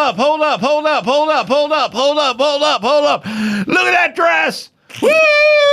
Hold up. Look at these. You do the comedy, and she's with the actress person. Yeah, look at that gown. Hey, man, Will Smith, kicking it Bad Boys for life. Hold up. Yeah, what? She does jokes. She's got the gown. Sequins. Woo! Hold up. Like, it's like, like we thought. That's the most I've ever enjoyed, Gina Gallen. Yeah. We thought you didn't do anything before. Now we know you don't do anything. That's why I thought it was a joke. Well, it was, but it was like, we need a hype man, do you? If it was a joke, it was poorly conceived. Agreed. It didn't really have a button on it. He just kind of walked out, make some noise, like he's leaving. Okay. By the way, yeah. Okay. I don't know. I got to see that again. I didn't even see that. I thought he just announced it. I didn't know he walked out. Interrupted it. After they got out there. Ladies and gentlemen, please welcome your host for the 94th Academy Award, DJ Khaled. Hold up. Let me introduce the three queens right. Let me introduce this the right way. I'm talking about actresses, comedians, moguls, bosses. I'm talking about, man, the outfits look amazing, man. They didn't believe in us. The Oscars did. You know what I'm saying? Yo, Will Smith, Bad Boys 4, what we doing? You know we the best, right? You know how we do it. Let's go. Make some noise. Come on. Let's go. By the way, when you work in Hollywood as an actress, when they don't believe in you, but the Oscars does, you're doing all right. Yeah, you're on track. You know what I mean? Nobody believed in me except for Nike. It's a second-rate basketball player. And the only one that took a chance on me is a little upstart mom and pop shop called Nike. Nike and Apple. Nike, Apple, and GM in the country of China. There's the only folks that ever... Yeah, okay. Yeah. Oscars. DJ Khaled just pretty much mansplained that introduction. Well, there's a female voiceover announcer. Yeah. Upon third viewing, I think now it's supposed to be in contrast, right, to the stuffy traditional. Right. Ladies and gentlemen, he's like, oh no, this is not your dad's Oscars. Right. This is we're hyping. But as he's leaving lady, the stage, shut up, lady. You don't know how to introduce it. I'm gonna do it right. But as he's leaving the stage, they're going, okay, we got it. And so I thought it's supposed to be a joke on him, but one can only hope. Well, I will tell this to any young comedian talking. When a bunch of smart people are confused as to what happened, mission not accomplished comedically. Yeah. Right. Well, let's do the other two jokes that were pretty funny with Amy Schumer. She talks about the movie that people went wild when they brought up Don't Look Up. What other movies are nominated? Don't Look Up is nominated. Yes. Yep. I guess the Academy members don't look up reviews. Pretty solid joke. Yeah, it's solid. And she did a good job of it. Well, it's not that good. It's okay. Like because I'm picturing myself writing that joke and Jimmy going, it's an 8. It's all right. But 8 would be generous. Oh, that's His true. scale only goes to 7. It doesn't have it there. Okay. Well, the last joke, I think people enjoyed the most. I don't know why this particular person she's roasting wasn't there. But then I want to get your opinion on something right after the joke. Go ahead. And I mean, Leonardo DiCaprio, what can I even say about him? He's done so much to fight climate change and leave behind a cleaner, greener planet for his girlfriends. It's funny. Because he's older and okay, great joke. I like the explanation. Everybody loved it. He wasn't there. They didn't put the camera on him anyway. However, you know how we talk about a lot like, oh, he stole my joke, they stole my joke, but those jokes are kind of in the ether. Well, somebody put up this tweet from December 23rd of last year, which is literally word for word. Someone named Nicole Conlon, it says Leonardo DiCaprio is so passionate about climate change because he wants to leave a better world for his girlfriends. So what do we think? Is it just kind of intellect? You know, we all would have come to that conclusion at some point. I was trying to think about. There was a specific joke I was trying to think of, but it's that kind of Leah Thompson speed swimmer. The swimmer's at Thomas. Leah Thomas. Not Caroline in the City. Yeah, different one. Yeah. It's like if any of you ladies don't think I can compete, you can suck my dick. You know what I mean? Yeah. It's like, and it was like when we were talking years ago about like building the wall to Mexico. Well, who's going to build that wall? Mexicans. Right. Like there's certain jokes. You pass the sign that says jumbo shrimp on it, or oxymoron or something. There's like jokes that are just anybody with. It's why there's stealing jokes, and then there's all comedic minds being somewhat on the same page and would approach things the same way. So it's a great joke. And also, you don't know. See, here's the real problem. Amy Schumer's got a bunch of writers. Somebody could have seen that tweet 3 years ago, and then it gets lodged in your head. Right. And what people do is, when they hear something funny and they give it a little bit of time, they'll just sort of make it theirs. Like, they go, I had this idea or whatever. And then they go pitch it. Right. And they go, oh, okay, Cheryl wrote this joke. Well, Cheryl heard it from somebody else and then Amy did it, but that doesn't it doesn't mean it's like someone giving you stolen goods. It's not A to B. Right.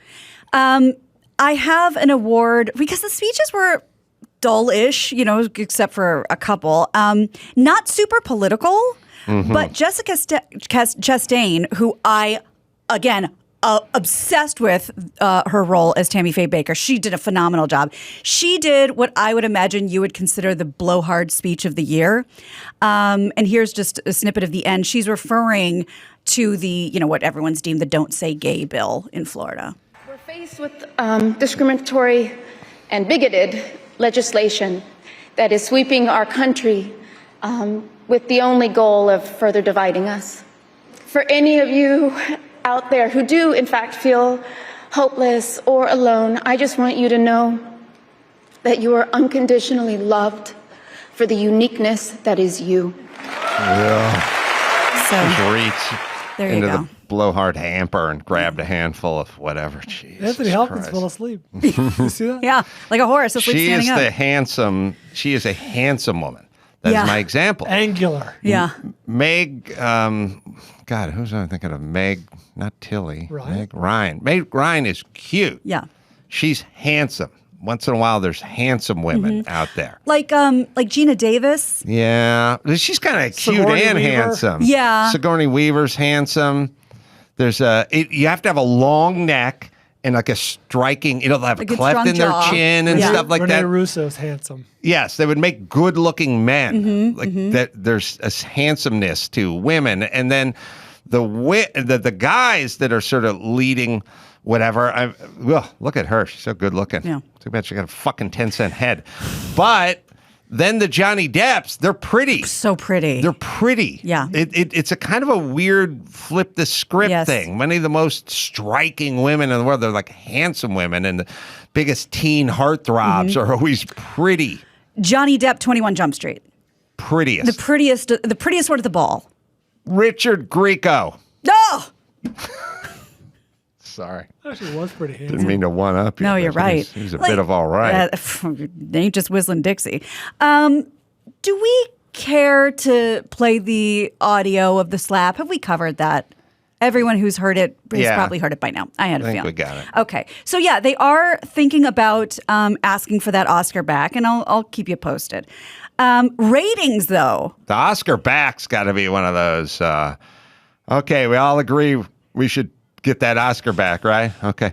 Ted, Who's I want the you to new go to PA? the Smith house over there, and you just tell him you need that thing back, all right? Okay. Am I going alone? We'll just go grab the Oscar. Well, does he know? Will he know? He to expect will me? once you ring the doorbell. Well, before then, will he know that I'm? Is there a window? I think he's got to have an inkling.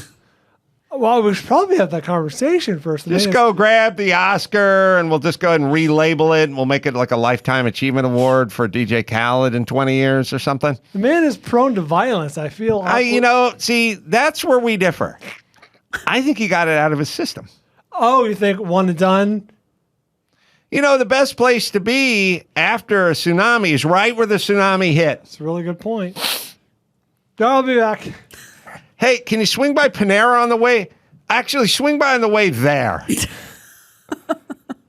Yeah, not on the way back. And then circle back and drop it off, and then go grab Mr. Smith's Oscar. If I get it on the way there, when it's spoiled, by the time I get back, would it make more sense to hit it on the way back? I don't know. Does everything need to be vetted with you, Ted? Or you can just swing by the Panera? These are reasonable questions. Sorry. One thing we didn't touch on was that during the commercial break, some people did go up to him. It wasn't security. It was Denzel Washington and Tyler Perry giving him a little pep talk. And Sean Diddy Combs said at the Vanity Fair after party that Smith and Rock have moved on and it's not a problem. It's over. He said he can confirm it's all love and they're brothers. So we're just taking P. Diddy's word for that, I guess. And then in the, I can't emphasize it, 6-minute acceptance speech from Will Smith, he goes on and he apologizes to everyone but Chris Rock. And he even says, like, Denzel just told me that, what was it? Like, the farther you get to the top, like the devil is waiting for you. And it's like, okay, that didn't really explain what I was hoping for. But here's a snippet from his very tearful, very emotional speech. I know to do what we do, you got to be able to take abuse. You got to be able to have people talk crazy about you.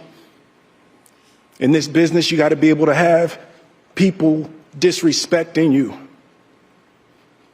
And you got to smile and you got to pretend like that's okay. I want to apologize to the Academy. I want to apologize to all my fellow nominees. Art imitates life. I look like the crazy father, just like they said. But love will make you do crazy things. I don't really... Doesn't that seem a little hollow? Like, in this business, you have to put up... Like, yeah, but you're handsomely rewarded. The rest... all kids are bullied online and then they kill themselves. They're not handsomely rewarded.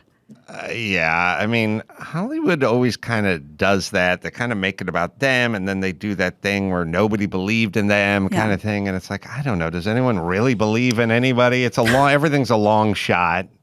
And you have the talent, and things have been pretty good. Yeah, be grateful for you and your career, and also people apologizing because they're like passionate people, or like, I'm love you. Just went and struck a guy in the face. That's not sorry. I care too much. Right. You know what I mean? Hey, young infant, protective father. I got to put cigarettes out on you because I care too much. Like, it's a little, I love too hard. Yeah. In the wild speculation department, number one, I'll never forget. Still laugh about it. When you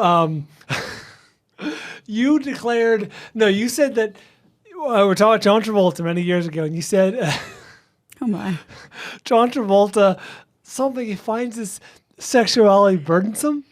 Yes, there was some version of that. There isn't a world where Will Smith, an actor of previous generation, came up in a previous generation, is struggling with things outside of his control and outside of his purview. Also, superfan Giovanni emailed me with a very long email and suggested, and they reported that Will Smith is on a heavy dose of steroids and testosterone, HGH. For something upcoming or just wild personal? speculation. Well, I think he got old and out of shape. Speculation. That said, do you remember I said years ago, I was like, there's going to be a scandal where like Hollywood actors are getting fucking jacked at an old age and they're on high doses of like HGH and steroids and creatine and maybe more will come out. Yeah. Well, it could be the sort of Taylor Hawkins thing, which is like, it's just a soup. Like it's this, it's pot, it's booze, it's this, it's that, it's an enlarged heart. You know, we live in a world where it's like, we want to know. Bob Saget hit his head. What happened? Yeah, you know what I mean? But it's mostly they're on 8 different things mixed with some pre-existing something, and they all came together that night. Yeah. You know what I mean? Yeah. And it could be everything. It could be Will Smith's finding his sexuality burdensome. Still like Mr. funny. Travolta. Still funny. It could be a relationship with his wife that is strained, and we've all heard the stories of her. And what a valiant gesture to go up there and defend your lady's honor if you're trying to get out of the doghouse. It could be, I've got 3 weeks to lose 15 pounds, and I'm going to go at it as hard as I can so I look as good as I can do with all these supplements and whatever. It could be check the biorhythm wheel, Brian. Extra critical day. When's his birthday? The physical is low. Could be. Very good question. Could be a biological thing. Yeah. Could be something about nobody knows, but I'm weaving everything in. Maybe 7 years ago, someone said to Will Smith that Chris Rock was talking shit about him or something at a club doing a stand-up set or something. Are you being serious? Yeah. Because at the Oscars in 2016, Chris Rock made some jokes about Will and especially Jada. There's like history. I don't know if you guys knew that. There you go. Right. Was it like the Oscar so black or Oscar so white stuff? The joke was something along the lines of like Jada Smith said she'll boycott the Oscars. Yeah, that's like me boycotting Rihanna's panties or what. It was some version. Yeah. True. Well, So that there's stuff something. sticks in the craw. Yeah. And then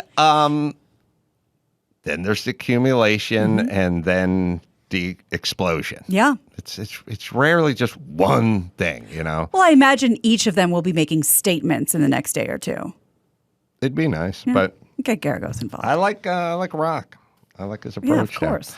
Well, we often talk about ratings of these shows, and a significant ratings bump this year from last year. CNN reports that the show drew an average of 15.3 million viewers. That was a 56% increase from last year. Now, this is what I was trying to figure out. Are we timing this from 2.5 hours into the show when Chris Rock got the shit slapped out of him, or was this just in general people were more interested in the Oscars? Unclear, but there was a bump. I assume it could be people having tuned in for the last hour after they heard the news, but not sure when that, what part of the show they're taking that from, or if that's just an accumulation. Well, it's definitely a bump. I mean, last year was a dirge. It was such a bummer. Yeah. It really was. Pretty rough. Well, I'm glad you brought up John Travolta because he is in the news, and good for him. He's accomplished something big over the weekend that has nothing to do with acting, and he posted the big news online. I'm just going to let him tell you. Okay, so a very proud moment in my aviation history.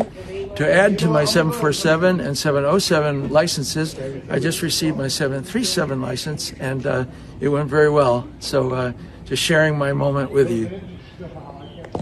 So he now can pilot a 737. Why? Where? When? Well, he's 68 years old, and he's taken this big step, according to the Alliance Aviation, which is a training center that offers an FAA-approved 737 course. It includes 80 hours of ground school, 8 hours of system integration training, and 36 hours of flight simulator training. What I hear from my guys on the inside. Yeah. He never learned how to land it. Oh my God. Not this again. Yes.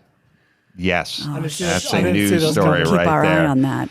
He lives in one of those places in Florida where there's a hangar attached to his house. Oh. Good for him. But he already has licenses for other planes, like 747, I think. Much bigger. Yeah. Yeah. And do we like that he has finally committed to his look? And Brian, thoughts on his new shaved head? It was a long time coming. Yeah. There was a good decade and a half, if not more. Yeah. Where it needed to happen. Yeah. Yeah, and I think he may have had a private jet that was a big full-size jet, not a 747. Maybe it was a 707. I don't know. But he does live in one of those places where they have the Yeah, hangars. apparently he's been into this since he was a teen. Like he's like Harrison Ford. I mean, they didn't just get into this. So good for him. Do we have time for one more? One more. Okay. If you live in Singapore, you know we've talked about organ donation and how we should get one free pass with the Popo if we're organ donors. Check it at the DMV. Get out of one moving violation. Yeah, great idea. Singapore likes the cut of your jib, but they're taking it a little more seriously. If you live there, you don't have a choice. You have to be an organ donor with one little loophole. That's the law that requires everyone over the age of 21 to be an organ donor. The only other option is if you say you're not donating your organs, you want to keep them with you when you're buried, you can. But if you ever need an organ transplant, you will automatically be moved to the bottom of the list. We do a thing where we go, why is that, medically sound, or why would you? It's like, that makes sense to me. Yeah, sign up or don't. Right. But don't you want some incentive for the people who do sign up? Yeah.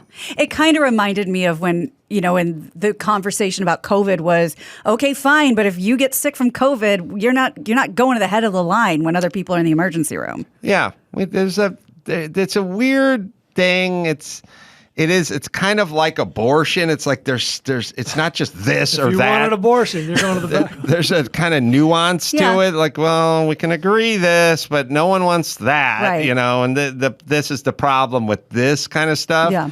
And the COVID's a little more nuanced, but this is a little more straightforward Yeah, to me. and for a country that is like, if you're going to drop your chewing gum on the floor, that's a Canaan. Yeah. This makes sense. This is a good rule. They could do that here, except for people would not sign up for it, and then they'd need a new kidney, and then they'd go down to MacArthur Park and get a forged license with a sticker on it. True.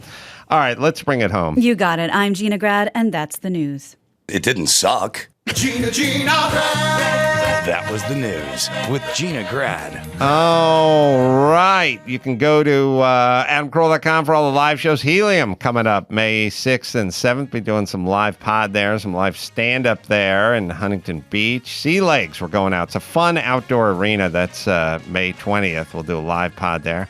Comedy Works coming up in Denver, June 24th, 25th. So go to AdamCarolla.com.